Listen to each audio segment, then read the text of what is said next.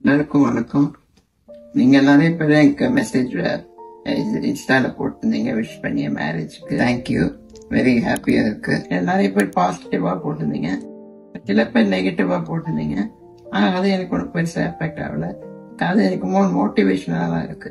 உங்கள்கிட்ட ப்ரூவ் பண்றது நான் வந்து அதை ஜெயிச்சு காமிக்கணும்னு ஒரு இதுல இருக்கேன்.